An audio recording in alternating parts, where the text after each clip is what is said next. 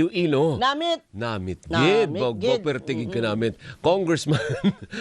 Congressman Lawrence Defensor, ang kinatawan po ng ikatlong distrito ng Iloilo. At syempre po, prosecutor ng impeachment trial versus VP Sara Duterte. Yung nauna. Ay, hindi ko lang alam ngayon kung member din sa ulit. Wala pa. Ano po? At House Deputy Majority Leader. Congressman, maraming salamat po sa pag-accommodate sa aming imbitasyon. And welcome sa Gising Pilipinas once again. Magandang umaga, Alvin at Doris. Good morning, at mayong aga sa tanan nga taga Iloilo kag taga Visayas. Namit gid ang arroz caldo nga ginhimo ni Nikki. Nikki... Nismal. Nikki! Namit giday. Kapangalan ng anak ko, Nikki. Di makasulit pa taliwat. Maliwat pa ko. Maliwat. Ibig sabihin, uulit pa ako. Ako naman, Nikki, pwede ka bang pumunta sa bahay ko? Masarap magluto, ano? Masarap. Ang Anyway, sarap. hingi po tayo ng update kay Congressman kasi ang dami pong ganap sa House of Representatives. Una na po dyan yung impeachment. Ano po, mukhang... May 11 ba kayo magbobotohan o starting today, meron na yung mga debating mangyayari? Ngayong araw, Alvin, malamang maa-agenda yan sa meeting ng Committee on Rules para maiakyat sa plenaryo kung kailan nila gustong buksan. Pag naiakyat sa plenaryo, magre-report ang chairman ng Committee on Justice kung anong naging resulta ng deliberasyon sa Committee on Justice. Opo. At pagkatapos noon, pwede tayong magbotohan. Pero ang botohan na sinasabi mo will take place on the 11th pa, not today. Not today. Today will only be the meeting of the Committee on Rules to include it in the plenary, in the agenda of the plenary, and it can be opened anytime after that. So yung bakbakan, yung debate, yung palitan ng kuro-kuro, that will happen on the 11th.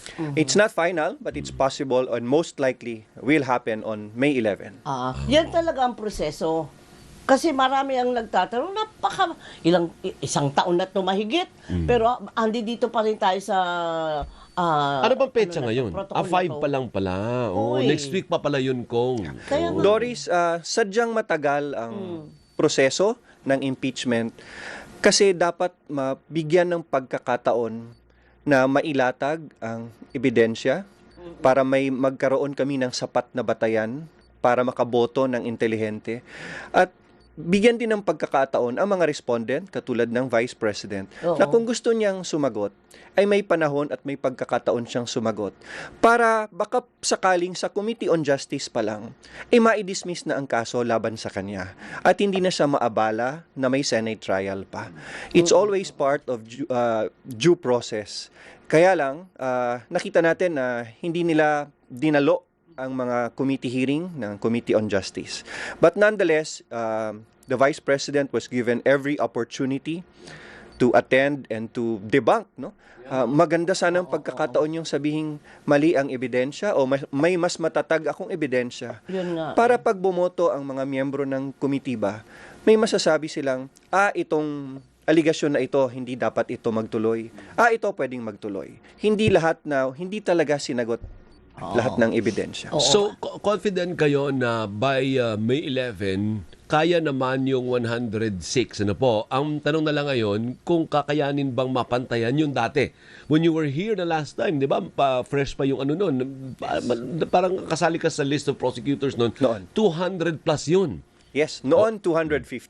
Ngayon? Ngayon sa palagay ko may sapat na numero para pumasa ng 1/3. Ayaw ko lang pangunahan ang mga kongresista kasi dumami ang bumoto pabor sa impeachment dahil hindi sinagot ang mga aligasyon ng impeachment complaint sa Committee on Justice. Wala kang rason na bumoto ka ng no kung hindi naman sumagot at sumipot ang respondent. We were not given any reason to vote against the impeachment complaint. Pero may mga nagsasabi naman na na strategy daw nung kabila is ang kanilang sinasabi sa ibang mambabatas ay wag na kayong pumunta. Kasi pag wala ka doon o di kayo nag-abstain ka, parang no din yun, hindi ho ba, Congressman? Mahalaga talagang dapat pumanig ka. Oo. Pula o sa puti. Yes, manindigan ka. Mas gusto ko at pinagkakagiitan ko nung committee hearing na sana may dumalo at sumagot. Kasi never underestimate the support of the Vice President in Congress and in Senate and nationwide. Marami pong pwedeng pumanig sa Vice President kung may nakita silang ebidensyang nasagot naman pala ang mga aligasyon sa impeachment complaint. But now, it's very hard to explain to our constituents why you will vote no or you will vote against the impeachment na wala namang sagot at wala namang justification. Walang naipaliwanag. Walang naipaliwanag. Kasi may akusasyon sa kanya, ang sinagot naman niya, yung kanyang education, yung kanyang ang bigat-bigat ng akusasyon sa iyo, and yet ang pinili mong sagutin is yung record mo sa law school. It doesn't make sense. Yes, kahit sa mga aligasyon sa mga bank accounts, mahuhusay ang abogado ni Vice President Sara Duterte.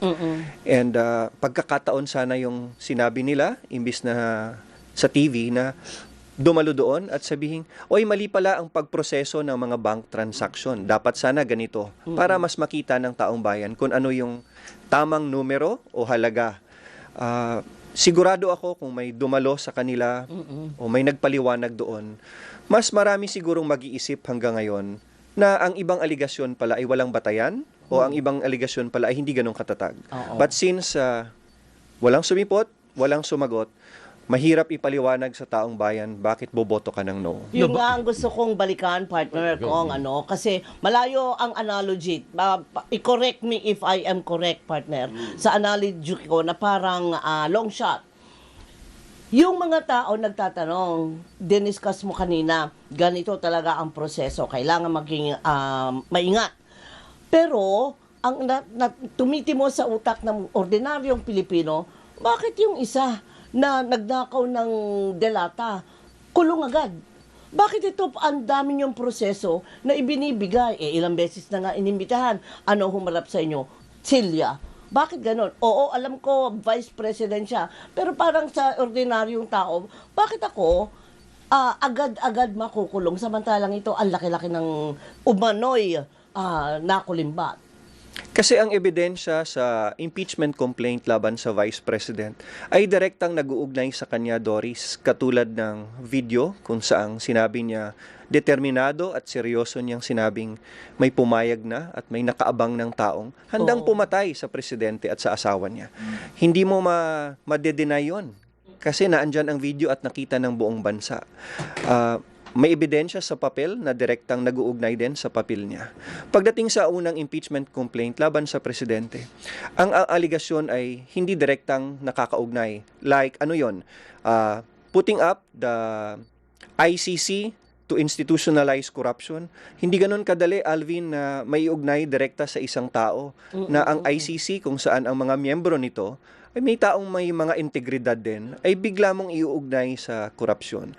So, ang impeachment complaint dapat direktang nag-uugnay at meron sa ating Vice President at umaasa ang ibang mga congressmen din, kahit mga supporters niya na naniniwala sa kanya, na kung nasagot sana ng tama ay mas magandang nakita ng taong bayan para mas maipagtanggol siya sa Committee on Justice pa lamang. Kasi kapag tinignan natin, Doris, ang deliberasyon ng mga taong gumawa ng ating konstitusyon, gusto nila na ang impeachment complaint dapat mapadali. Kasi mapadali for due process at kung kailangan humaba, kailangan humaba. Bakit? Kailangan mapadali sana para ang isang respondent, kung meron man lang ebidensyang magpapawalang sala sa kanya, ay makakabalik na siya sa trabaho niya. Vice President ka. At ang mga congressman, dapat hindi tumatagal kasi sana makabalik na rin sila sa trabaho nila, which is legislation.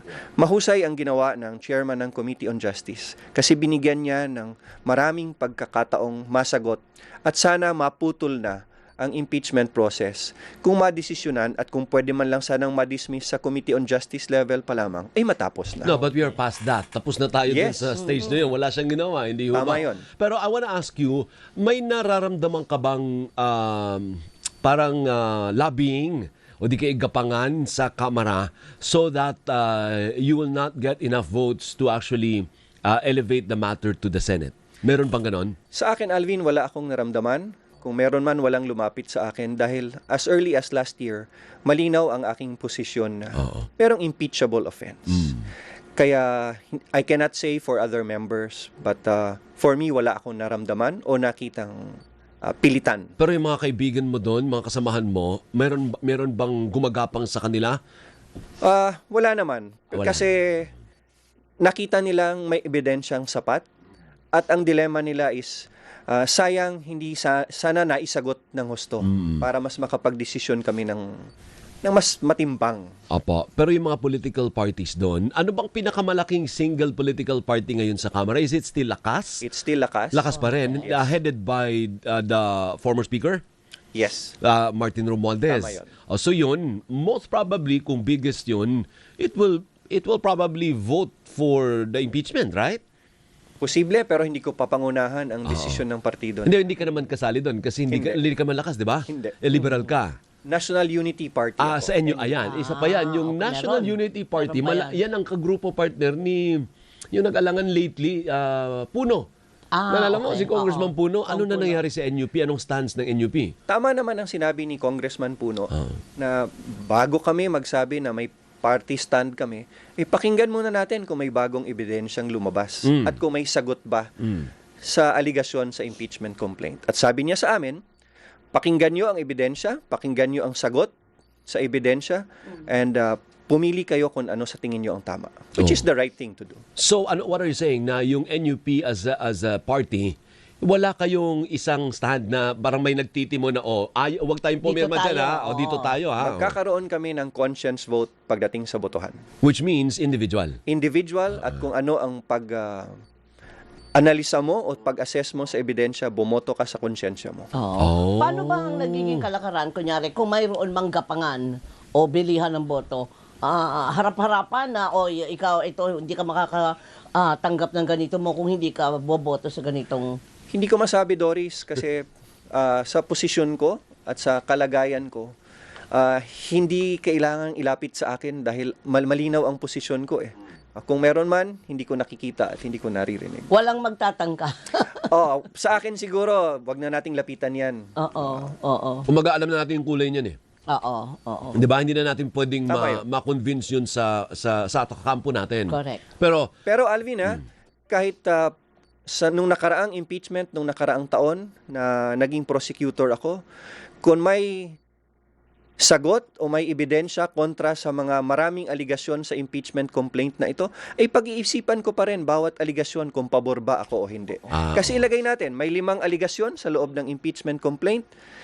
Malay mo, kung may magandang ebidensya laban sa impeachment complaint sa 2, pwede ko nang ibawas yun sa listahan kung pagboto ko pabor.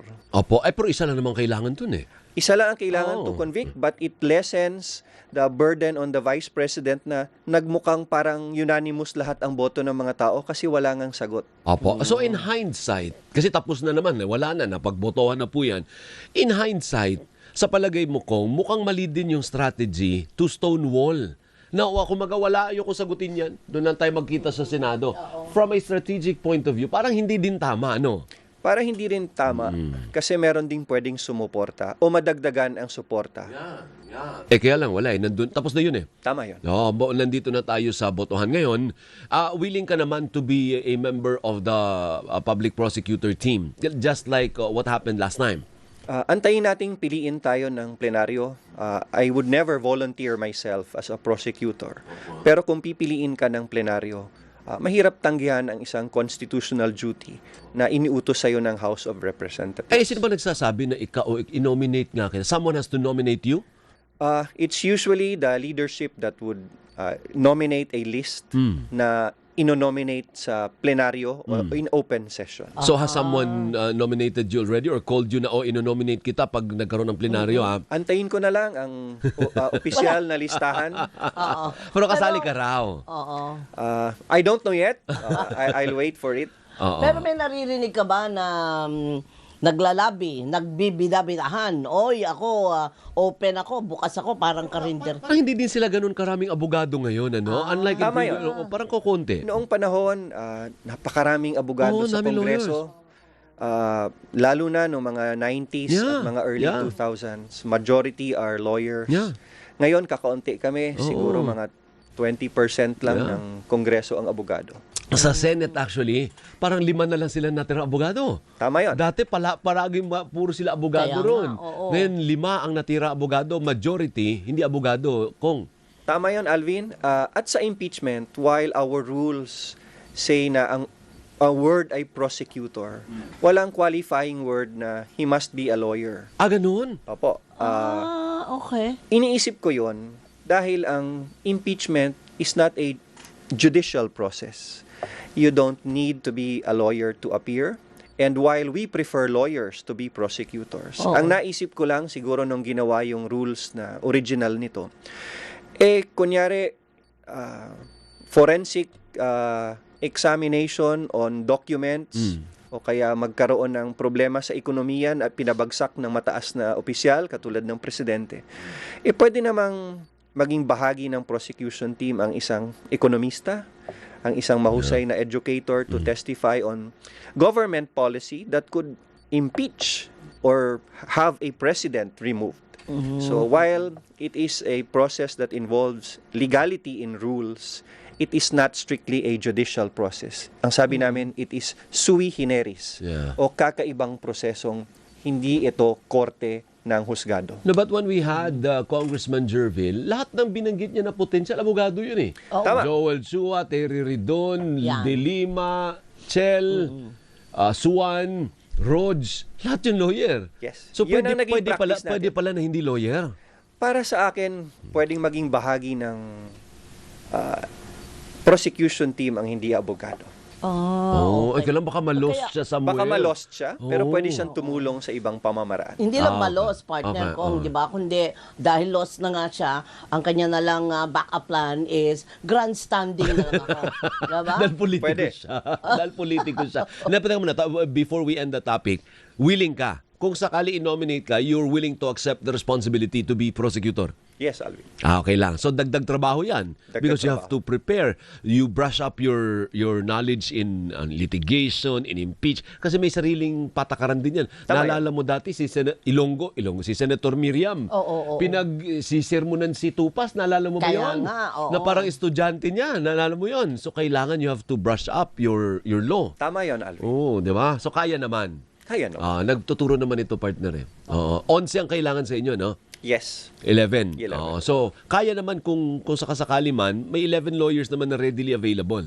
At maraming mga abogadong nagvo-volunteer to act as private prosecutors in case matuloy ang Senate trial. Di iba naman yun. Iba Yung naman. private prosecutor, wala atang limit sa number yun, right? Wala. Ang okay. public prosecutor, yung mga congressman, Hanggang 11 lang. 11 lang. Tama? Tama. Tapos tutulong sila. Tama. Yung private prosecutor ba, may you have someone in mind already? No. Sabi nila si Antayin natin. Kapunan, si Attorney Lorna, isa pwede. nasa listahan daw. Willing naman siya, di ba? Oo. Okay, Oo. sige. Antayin natin kung may mag-volunteer pagdating Okay. ng panahon. Anong estimate mo sa number na makukuha ninyo for the impeachment come May 11? Hindi ako magbibigay ng numero. Mm-hmm. Hanggang ngayon, ang mga congressman ay binabalanse pa kung anong tamang desisyon sa boto nila. Pero sigurado akong dumami ang yes dahil walang sagot sa impeachment hearing at hindi sinagot ng tama ang mga aligasyon ng impeachment complaint. So yung mga kumakalat na fake news na keso ang daming bumaliktad at natatakot, nag-withdraw, hindi Oo. napipera. Hindi totoo yun. Hindi ko nakikitang totoo yon, pero ang sinasabi kong may madadagdagan at yung ibang desidido ng mag-no, pinapabayaan naman silang bumoto ng gusto nila. Kasi sabi nila, partner, Oh. Luzon at Metro Manila, kuha yan, may maraming supporters dyan na ang administrasyon. Oo. Pero yung Visayas and Mindanao, Sara yan. Do you agree or not necessarily? Not necessarily. Ang Mindanao, tanggapin natin. Lugar ng Vice President yon at kahit papaano, matibay ang kanyang suporta doon. Oo. Sa Visayas, ang Eastern Visayas, may hawak na support ang mga Duterte sa Eastern Visayas. Bakit? Bakit sa Eastern? Mga Because Cebuano speaking at Bisaya speaking like the Duterte. Remember that former President Duterte was born in Eastern Visayas. specifically in Leyte? Leyte or Cebu. Ang Western Visayas tulad ng Iloilo, iba ang preference namin sa Eastern Visayas pagdating sa national No, politics. Cebu is not Eastern. Cebu is Central. Central. Ang Central at oh. Eastern Visayas, Bisaya and Cebuano speak. Yeah. Waray. Waray. Oh, Waray. Eastern is Waray, partner. Waray. Oh. So hindi na, it doesn't follow. Hindi siya automatic na pag galing ka doon, you are a supporter of the Vice President. Hindi, automatic. Oh, it doesn't follow. It doesn't follow. Oh, kasi partner, magsisegue tayo sa survey. We have last 3 minutes with the Oo nga pala, congressman. yung survey. Yung survey, I don't know kung tama yung kanina mong sinasabi na dapat kasi sinasagot mo. O ayan ngayon, nagpantay na kayo ni Tulfo. Nagpantay na dati ang layo nun sa mga earlier survey for the presidency come 2028. Would you attribute that to the absence of or lack of defense or explanation sa mga accusation sa kanya kaya nagkaganyan ang sitwasyon, Kong? Yes, Alvin. Pwedeng bumaba ang rating ng Vice President dahil walang sagot sa impeachment. Tandaan nyo, maraming Pilipino ang nanonood sa TV, sa YouTube, nakikinig sa radyo ng live ng mga committee hearings. Sa telepono lang, hawak-hawak mo, pwede ka na manood. At the more na may lumalabas na ebidensyang hindi sumasagot, ang Vice President o walang batayan para bumoto ka ng no, kahit papaano ang mga congressmen at ang mga Pilipino, mas nakakaintindi kung ano yung ebidensya. Kaya siguro bumaba ang kanyang rating. Is that a welcome development for you? Kasi ikaw naman, hayagan naman, the last time you were here, sabi mo, ang kandidato ko, si Robredo. Although dumidikit, si Tulfo pumantay, si former Vice President Lenny, dumidikit. Oo, Pero kailan, sabi naman ni Vice President, ayoko nga, dito nga lang ako sa local, ayoko dyan sa pinipilit niyo ako. Never, sabi niya, never. Tama So na. is it a welcome development na nag-iiba yung numbers as we go near the 2028 elections? Yes, it's a welcome development na ang awareness ng tao sa mga issues, especially on corruption and on the impeachment is better. Mas magandang, mas transparent ang nakikita ng taong ebidensya para maging batayan din nila yon for 2028. Do you see a three-cornered fight in 2028, Kong? Kung sakaling mapipilit niyo kaya si Mayor Lenny? May Kung pag-asa ba? tatakbo si Lenny Robredo, ayaw ko ng three-cornered fight. Kung tatakbo si Lenny Robredo, gusto ko one-on-one. Paano si Tulfo? Oo. Mas magandang magsama ang mga hindi Duterte para mas matatag ang kanilang boto.